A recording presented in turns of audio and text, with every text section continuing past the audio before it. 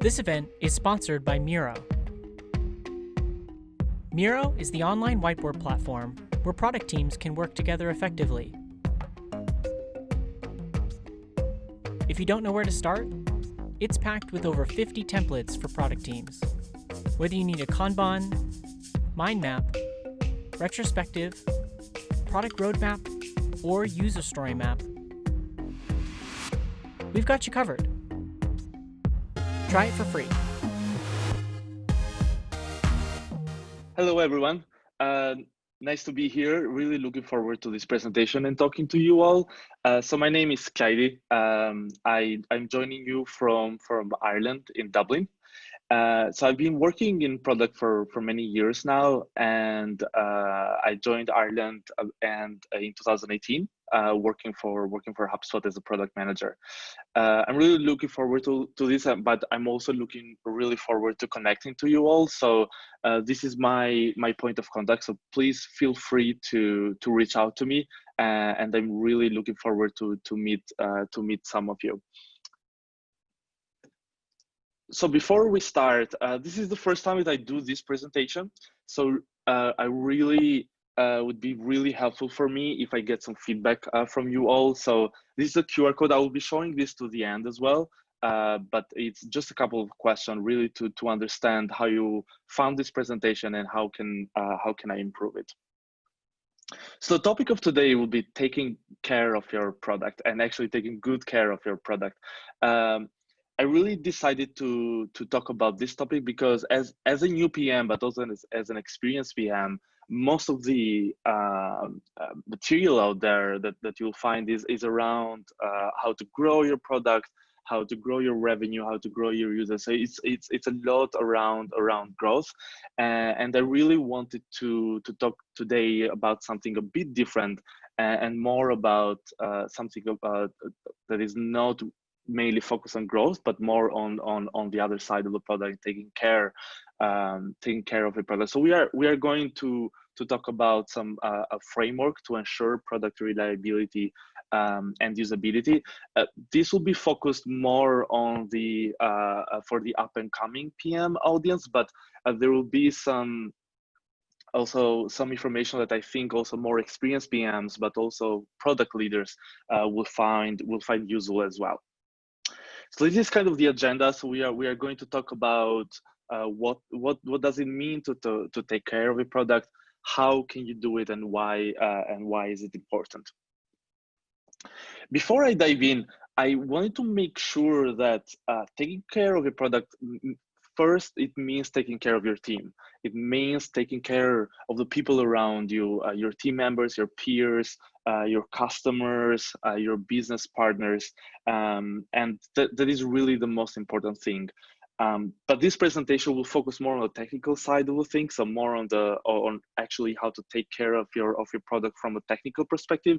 So I just wanted to make sure that I mentioned this before we dive into the more technical aspects. Cool. So let's start with the what.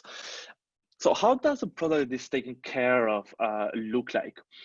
So a product that is taken care of is a product that is secure, is a product that doesn't go down, and is a product that works as expected, and is a product that is usable. So if you can see across these four elements, we are really talking about table stakes. And even though this may sound very straightforward, it's not always easy to achieve this level of table stakes. And we are going to see why that is so hard. So when we are talking about the product secure, it means that your customer is feeling secure using it, and your product doesn't face security issues and compliance issues.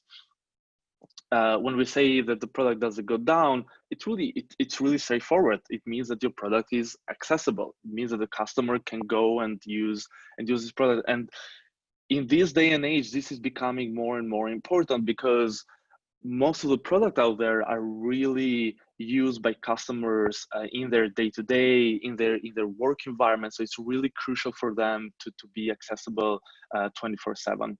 And works as expected means that a customer really understands understands how it works, and when it interacts with it, they really kind of get what they expect, and then to take it a level higher, it needs to really be usable. It doesn't it's not enough to just work as expected, but it needs to be usable as well.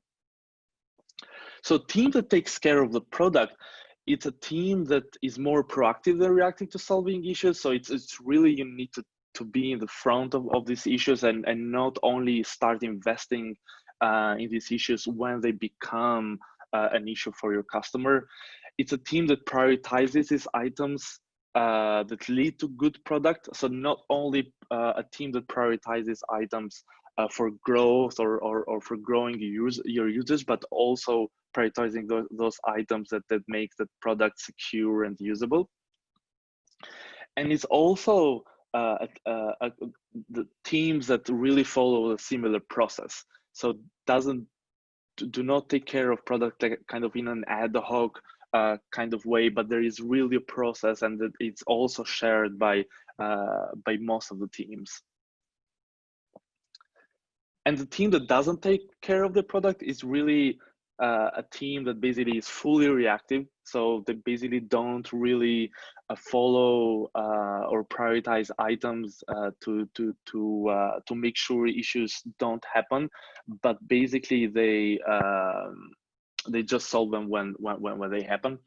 It's also a team that doesn't only prioritizes basically items that make your product inaccessible or puts your company at trouble, but also other items like usability items. And basically a team that doesn't take care of their product are teams that usually don't have any process about doing this.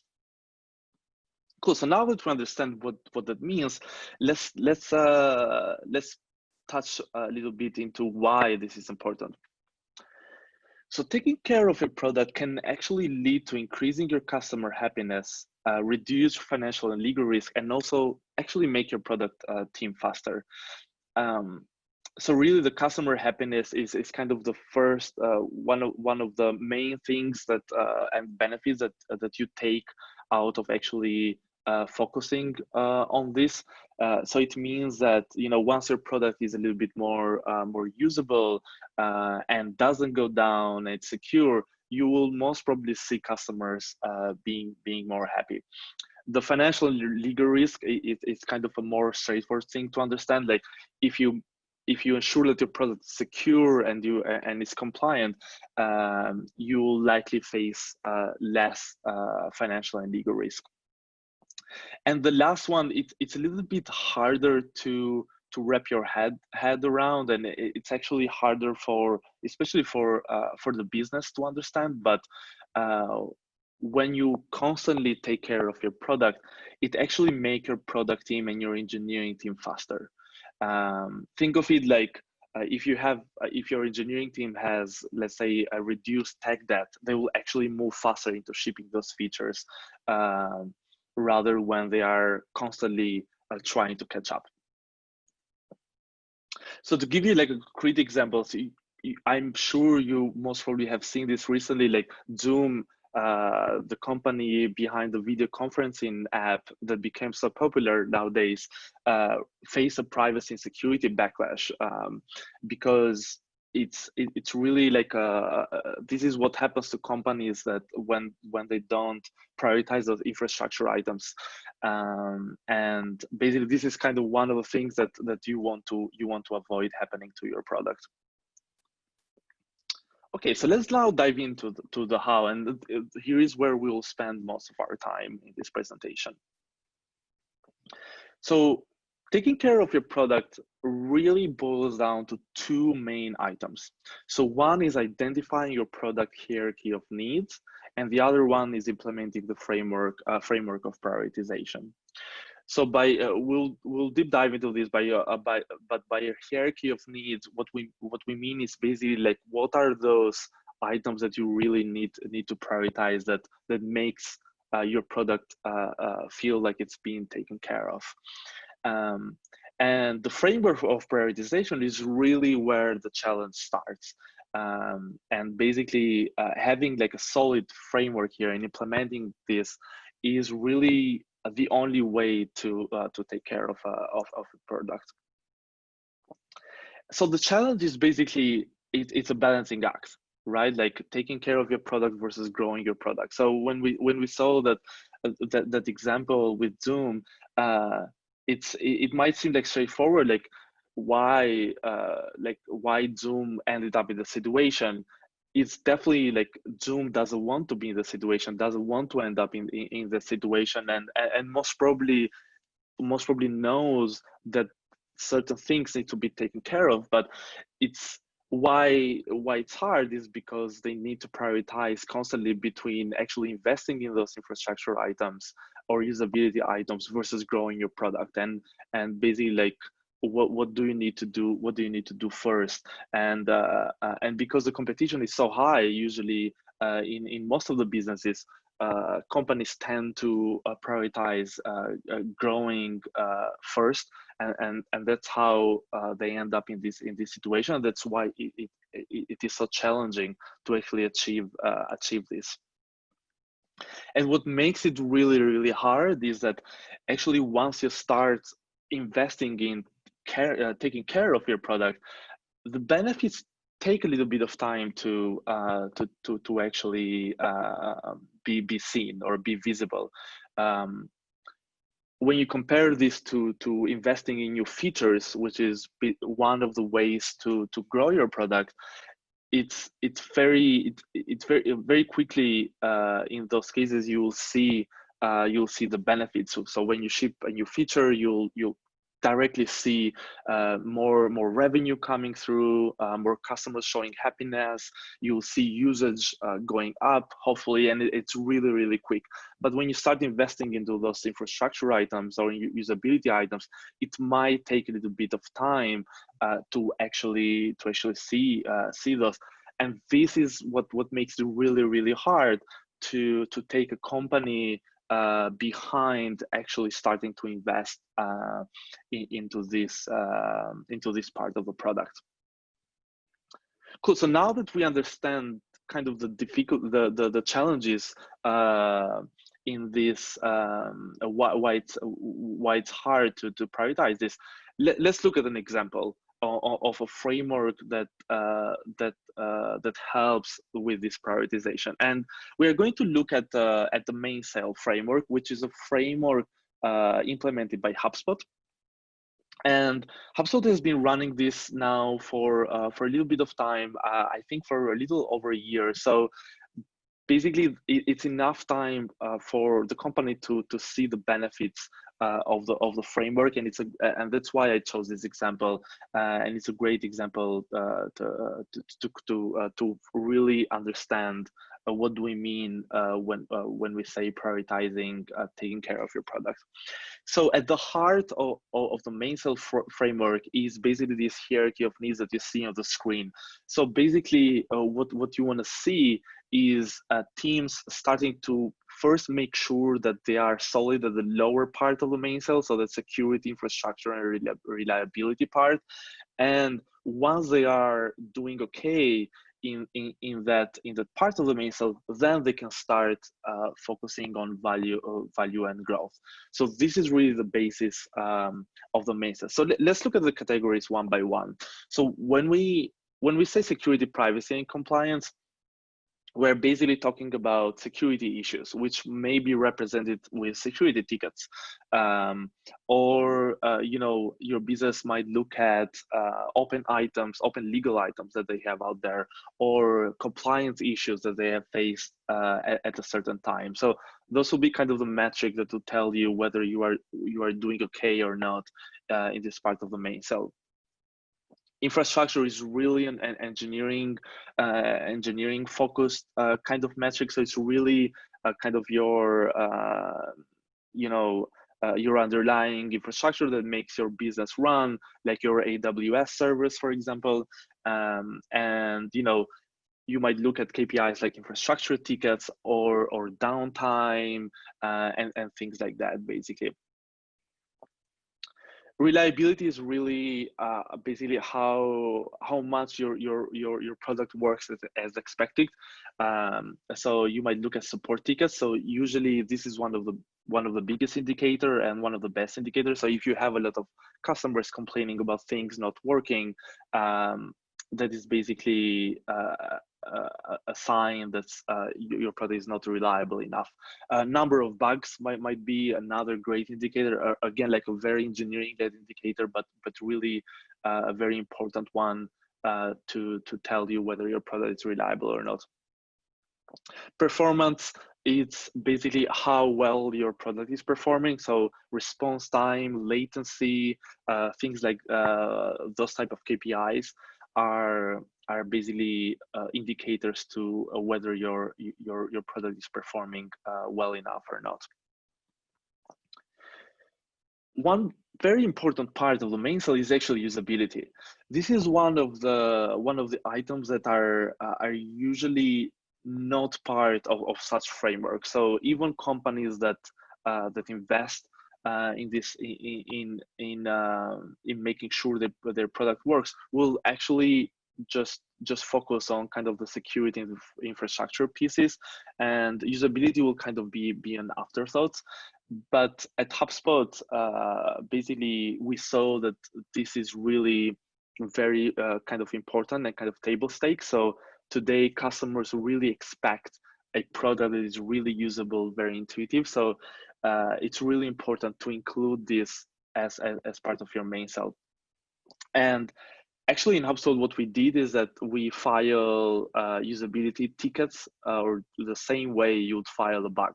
So it's why one of the indicators that we use is a UX tickets or the number of tickets basically. But as a PM or as a product leader, you should work with your UX peers to kind of understand the good metrics, the metrics here. Because this is one of the hardest part of the Mainsail to operationalize, I want to just dig a little bit deeper. So first of all, adding usability to your Mainsail is a great first step. So it might be a little bit hard to kind of put a metric behind it and operationalize it, but just starting adding it to your Mainsail, I think will be a great step. So a second step might be just starting logging those usability issues. So if you have like a project management type of software out there, like a Jira board or something similar, what you might do is ask your team to start logging these usability issues. Having an SLA for usability issues is also very important. So what I mean by that is basically having some sort of a time frame or an expectation on when these usability issues needs to be addressed. So that really makes it so they don't just become like a huge backlog of usability items that are never looked after. One way to quickly highlight this usability issue is by doing cognitive walkthroughs. Again, work with your designer. They will know. They will walk you through how to do this. But it's basically just it can be achieved just with your team, and basically just going through different use cases, different user flows, and just going through your product and trying to spot different usability issues.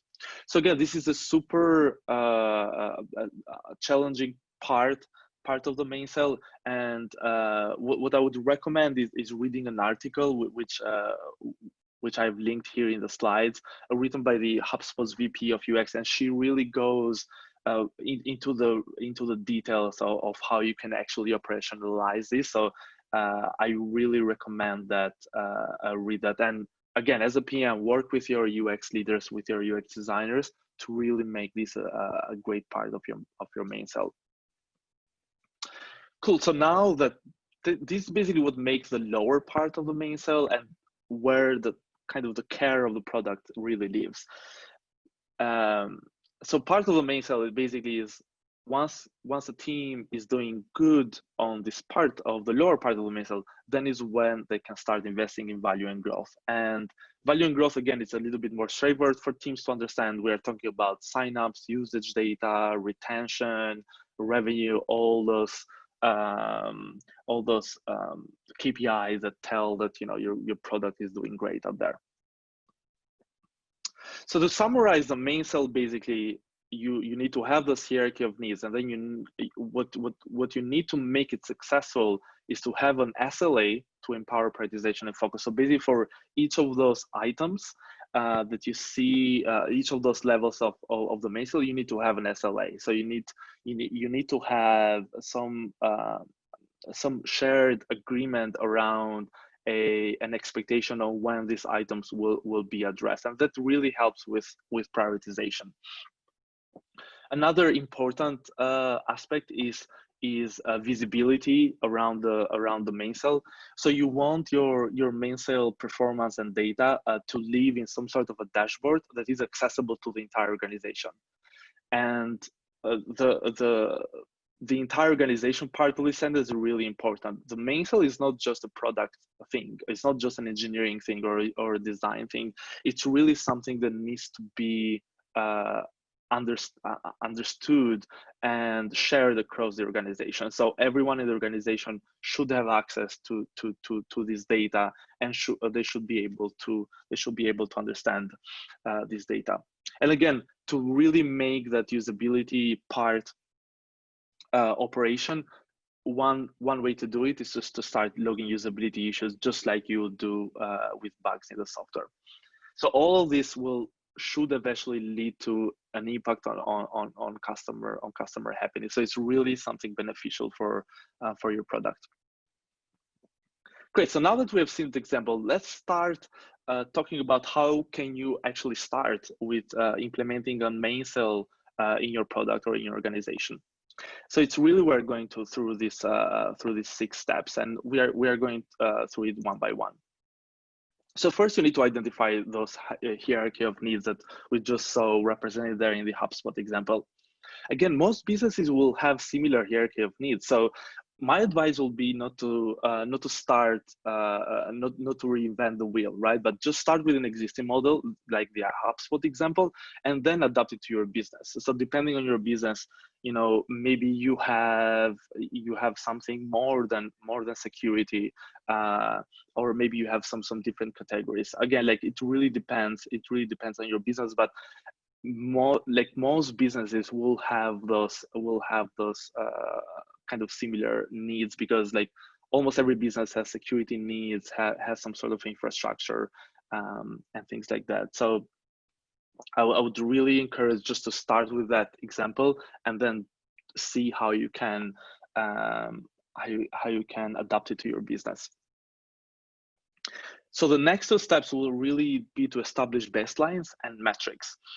So the way to do that is to start using existing data that you have. So you most probably are already, for example, tracking, let's say, number of bugs out there. So that basically you should just start there, right? That there is no point or no reason to use something else when you already have the number of bugs. Try to use industry standards when possible. So, for example, things like latency. There are some industry standards, for example, on how fast a page should load, right? So see if you can leverage those instead of trying to come up and spend a lot of time on calculating those numbers. And the next suggestion is really is a trial and error process. Like in most cases, most probably you will not get these metrics and these baselines right. So it just start with something and then see how they are being used and how beneficial are they, and then just iterate through those.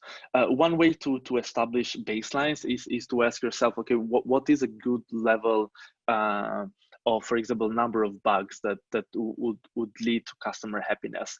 One way to do it is also to basically see if there is any correlation between a certain KPI and, let's say, customer happiness. So for example, what you can see is for support tickets, you can see, you can check your cohort of customers that have filed support tickets and see how the time to resolve a support issue leads to customer happiness, and see if there is any correlation there. And you might see, for example, that the sweet spot is, for example, to solve an issue within a week, for example, or within a month, and that can be your baseline and part of your SLA. And similar to the number of bugs or usability issues out there. And again, it's a trial and error process. The other step is to track and report. So basically, now that you have some KPIs and some baselines, you would want to build some sort of a main dashboard. One good way to start with this is think about the higher level of your company. Let's ask yourself, what would the CEO or the CTO be interested in looking at the dashboard? And that will kind of force you to just pick like 3 or 4 main KPIs, and then you can kind of build your tracking in order to achieve those, and try to use existing tools. Again, like you most probably have some way of tracking tickets, like a Jira software. You most probably have some sort of a reporting software within your company, like Looker or Signal Effect. So just try to incorporate those into this tracking or reporting for the Mainsail. And again, accessibility and making sure that everyone has access to this reporting is really important. And the next step, which is the most important one, is actually having a prioritization framework. And when we say prioritization framework, is really basically taking the hierarchy of needs and the SLA together and combining those. That really makes your prioritization framework. So basically, you should take the hierarchy of needs and then attach the SLA that you establish with your metrics, and then just tweak it as you go along. And that will most probably automate 80 to 90% of your prioritization needs. And that is what I love the most about this framework, because it really automates the process. You don't have to go each time and go through a prioritization exercise, but the SLA will kind of make it for you. And then that extra 10% is really just by learning. You'll see that you'll end up, even by automating the prioritization, you'll end up in some needing to trade off between different things. So basically, as you go along with that, just try to add additional guidelines for prioritizing.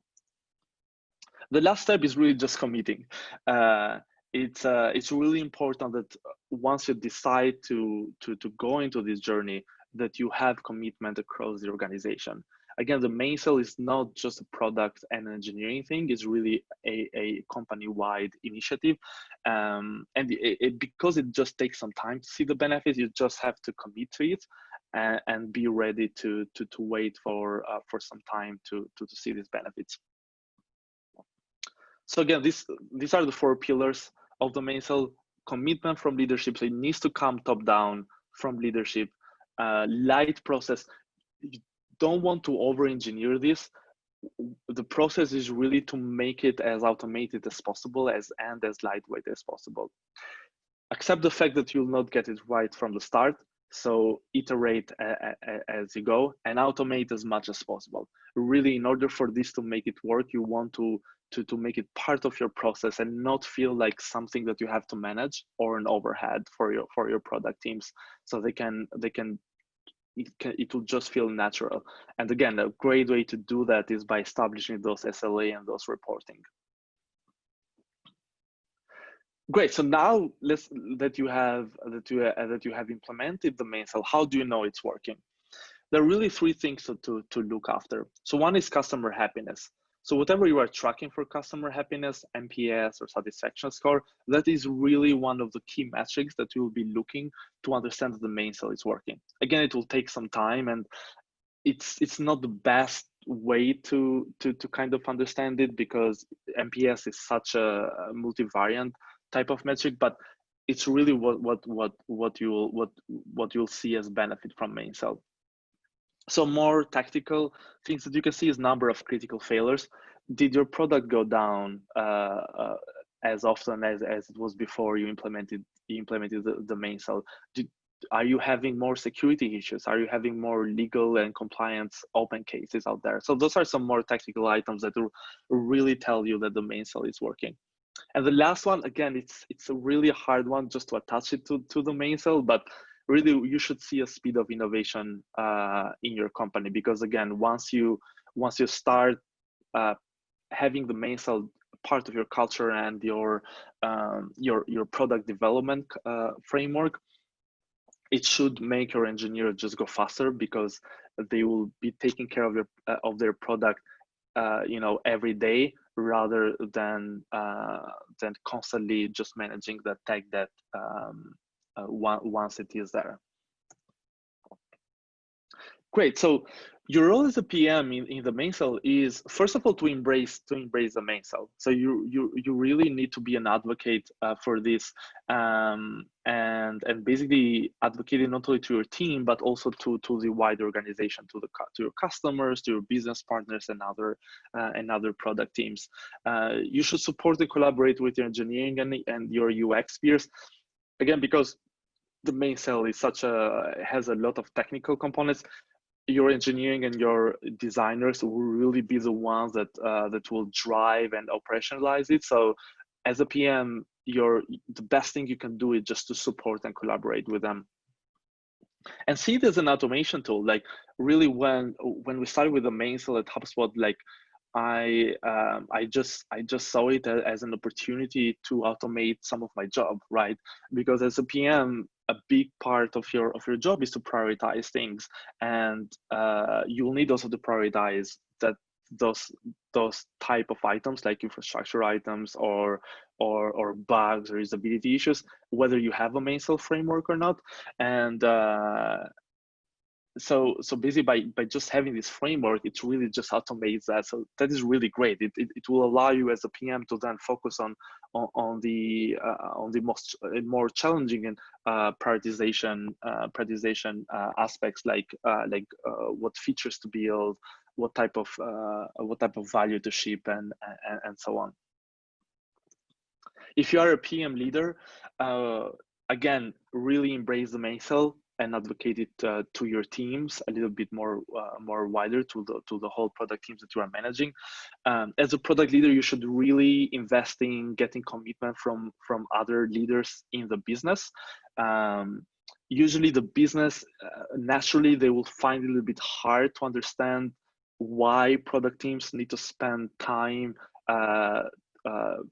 focusing on the lower end of the Mainsail rather than shipping features, and you really want them to be on board with this. Again, like, the Mainsail works only if you have commitment across the organization. And actually, you can use the Mainsail performance and data to help you design your product org. So for example, if you see that a certain area of the product is really taking a lot of or is having challenges with keeping up and maintaining that lower end of the Mainsail, you might decide to actually invest in a dedicated team just to take care of Mainsail for the product. So really use it as another input into your decision making on how to design your product org. So the last thing that I want to say is that Mainsail is just a framework, but what really makes your organization, your product team successful in being able to take care of their product is culture. So you really need to first build a strong product culture and the company-wide culture around product excellence, around customer obsession, to really excel in this. And then the Mainsail framework is just something to really help you operationalize this, but it will never make up for the lack of culture. Like all the SLAs that we talked about, and the prioritization framework and the reporting, those are just things to make this as light as possible, and to make the framework be efficient and effective for your teams. They will not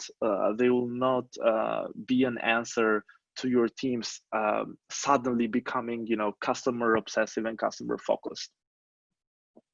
So I hope I hope that was valuable. I hope that that you'll take some of these tips and start to implement something in your org. So again, this is the first time I'm doing this presentation, so really love your feedback. So you can just scan this QR code on or hit on the link, and it's just a couple of questions. I would love to hear how you found this presentation and what I can do to make it better. And I would love to start the conversation. So hit me up on LinkedIn, on Twitter, on the other like product school channels of communication. I really want to answer your questions and really hear your experience with implementing the Mainsail. So thanks a lot, and we'll see you soon. Stay safe.